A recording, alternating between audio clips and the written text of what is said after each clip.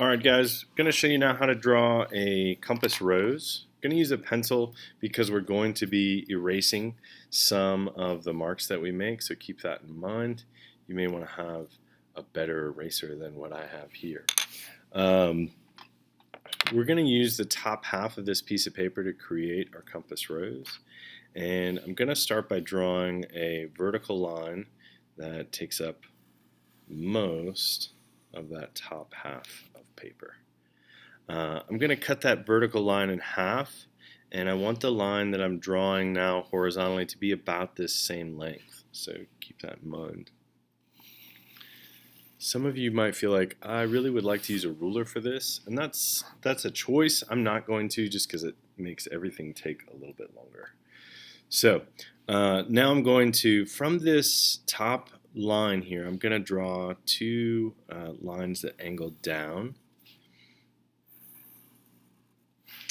And from the bottom, I'm now going to draw lines that angle up, and I just want them to meet those other lines there.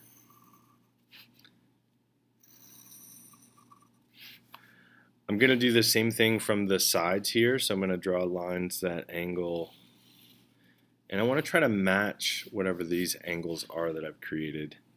It doesn't have to be perfect, but close to it's going to help me. I'm going to draw now lines that meet at those center locations and come out to that endpoint.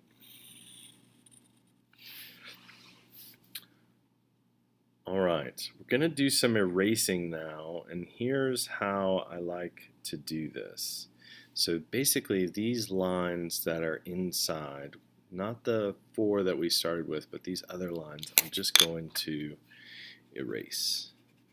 And it'll all make sense in a little while here. So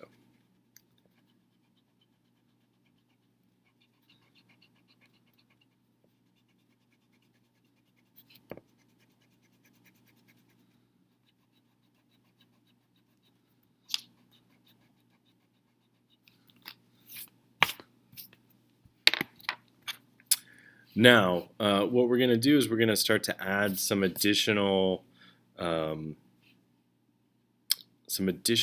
lines that we're going to create some more points on our compass rose. So what I do is I imagine that I'm extending a line out from the center through this inverted angle here. And so I'm imagining, and now I'm just going to draw the line where it begins there. What's important is I don't want this line to go further than the original lines that we started with. So now I'm going to do that same thing again. I'm imagining that I'm extending that line from the center, and then I'm just going to continue it. Now I have that first line kind of as my guide of the length that I want to create. I'll do the same thing again, imagining that I'm extending it, and continuing it there. If you've done it correctly, you should end up making, effectively the corners of a square. So I'm going to imagine and then extend that line. And now from each of those points that I've created, I'm going to add some angled lines. And they'll stop. You can see where they've stopped there. So I want to just now, after I've done that first one, I want to try to match the angle that I created with that first set.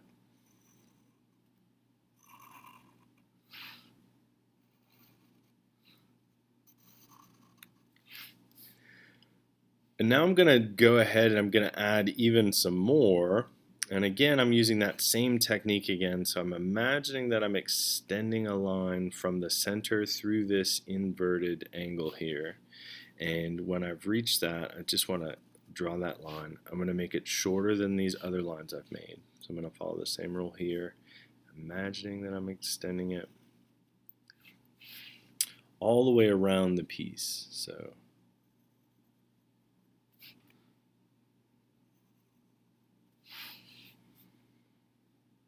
imagining, extending. Now I'm pretty sure that when map makers would do this, that they would probably use an actual compass, the drawing tool that looks like this, so that their angles would be, perfectly measured. For our purposes, for a hand-drawn map, because we're not using it to navigate, we don't necessarily have to do that. So from each of these little lines that I've created, I'm going to now extend, again, some smaller angles. All these little details really just take this compass that we're creating kind of to the next level.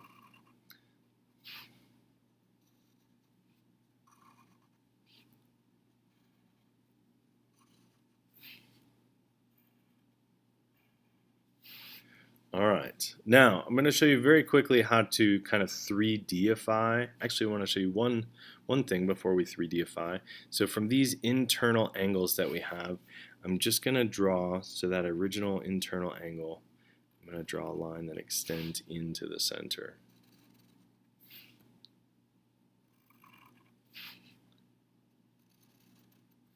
All right, so now very simple shading. If you shade the right side of each one of these small triangles, and I would encourage you to do it a little more carefully than how I'm doing. I'm doing it very quickly right now. But if you shade the left side of every one of those triangles, then that's going to create a three-dimensional effect for your compass rose.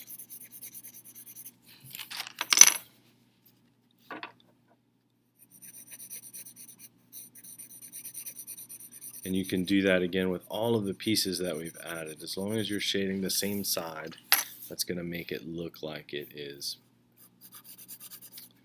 more 3D.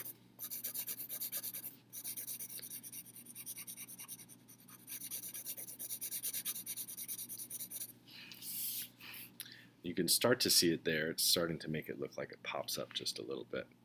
I'll show you with pen and ink another way to do that same shading. So I've got my ink pen here. A lot of times with a compass rose, you want to draw it with an ink pen. If you add your shading marks just by doing what's essentially like a crosshatch, so drawn parallel lines, that's another good way to create that shadow. And a lot of times I like this better. You can add color, and then you can add the ink lines over the top, and I think that makes it look a little more traditional. A lot of old compass roses would have been drawn with ink, not with graphite. The direction of your line is important here too, so creating that, whatever direction you choose, makes it feel.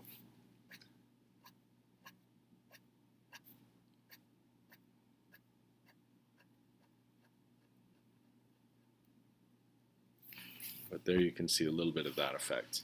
Show you real quick down here just because I think it's kind of cool. If you follow kind of this same guide, so I'm starting with this same basic guide, and now instead of drawing sharp points, you draw curves.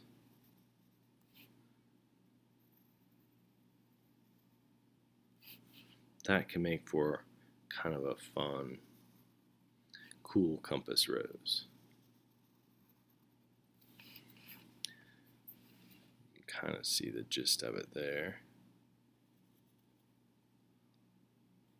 Curves are a little bit trickier.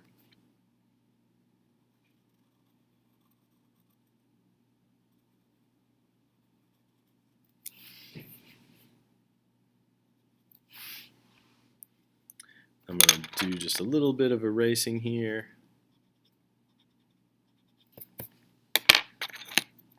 Draw those inside angles into that center.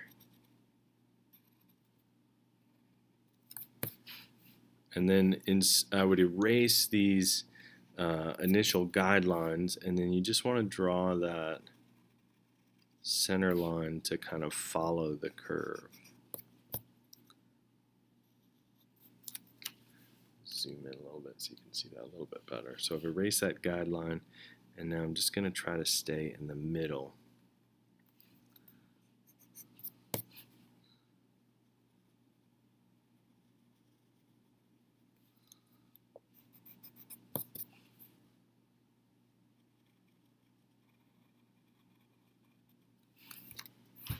little bit different, kind of funky. You could also do the same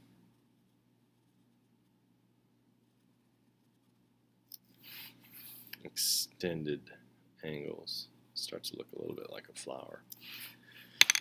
That gives you the gist of it. Thanks for watching.